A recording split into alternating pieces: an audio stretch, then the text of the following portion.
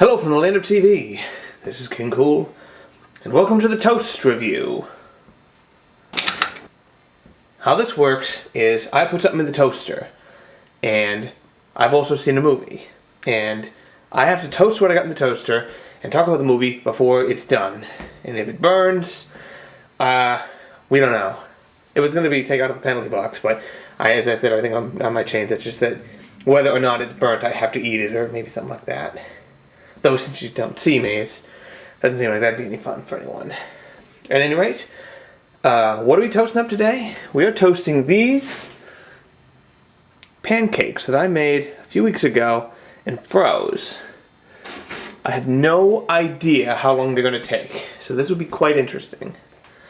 And the movie we're talking about is Titan A.E. I should have checked if it was suggested by anyone, but I don't remember. And here we go. Alright, I got sort of a beef with this movie. I saw the script, this is written by, partially at least, by Joss Whedon. I think he might have been the ghostwriter on it. And I'm like, okay, if he's just writing, come on, let's get out of here, and this other stuff. I'm like, okay, could anyone possibly do this, or is this just my imagination? So yeah, I mean, and also, it has an opening, and for once I do actually get to bring out the players, because I brought them with me. So please, put your hands together, and welcome the inanimate players. And here we are. Hello, Dad. I love you so much. I love playing baseball soccer with you. Explosion! Whoa! Oh, son, the bad guys are coming here. You have to take this seemingly meaningless, but intensely important memento, and I might see you someday, but I have to go over here under this pit. Dad, no! Don't go! I will grow up into a man, and possibly the protagonist. Yeah, you know. The MacGuffin this time is a little ring that he has that is going to be intensely important for the restoration of Earth, because Earth gets destroyed, and you sort of wonder if, the solar system police would be like, look, you can't just destroy Earth, you're going to throw off all the gravity, and you're going to mess up everything for Mars, and Mars is innocent in this whole thing. The thing is, this is Don Bluth animation, and you know how I think sometimes it's sort of rotoscoped or whatever, and looks a little weird. It sure looks weird when you computer animate a lot of the background and have them moving panning shots inside the ship. It looks terrible at this point, I'm sad to say. That's the thing when you mix computer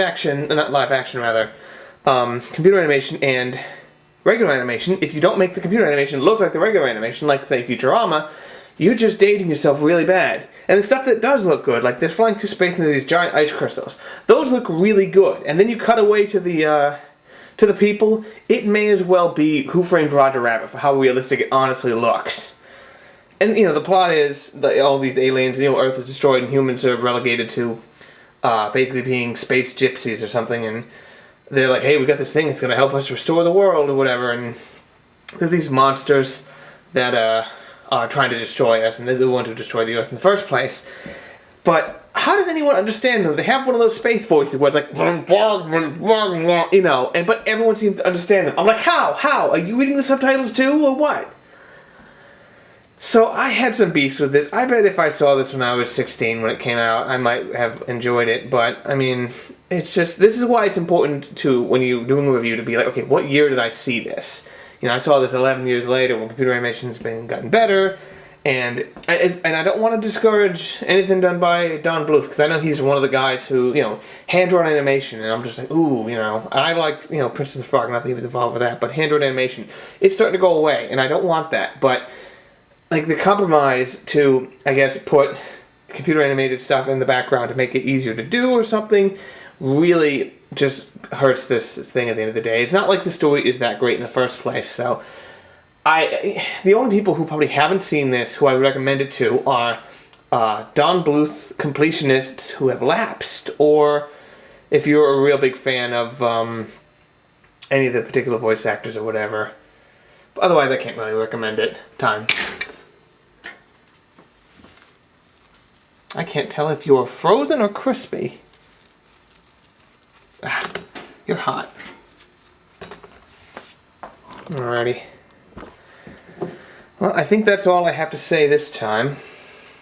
If you have something you want me to watch, go ahead and tell me.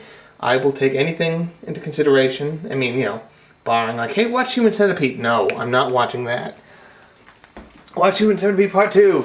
No, believe it or not, I'm watching that either. But anyway, thank you all for watching. This is King Cool, and please drive home. I just took out 2 knives. Drive home safe. Welcome to a new segment called The Crust.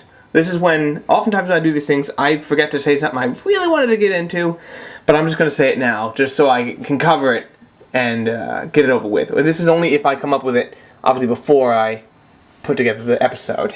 So, this is something I so wanted to talk about for Technique, which is the protagonist. The guy, I think is Matt Damon or whatever, you know, one of those guys, the main character. He looks so much like the guy from Anastasia, which is also a Don Bluth production. Except that he has blonde hair instead of brown hair, and he's dressed, you know, slightly differently. It's friggin'... why don't you just get John Cusack to voice him too? Or just say it's the same guy. I'm just like, come on. I only can draw faces that one way. Anyway, I don't have a graphic for this one yet. I'll do it later.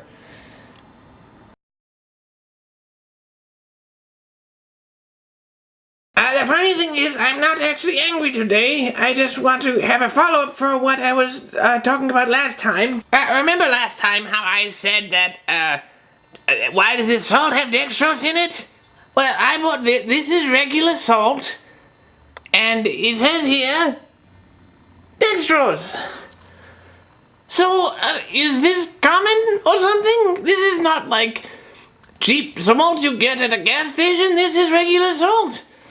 And apparently it supports breast cancer, or breast cancer research. I'm not sure that those are 2 very different positions to hold. But on the upside, it's fat-free.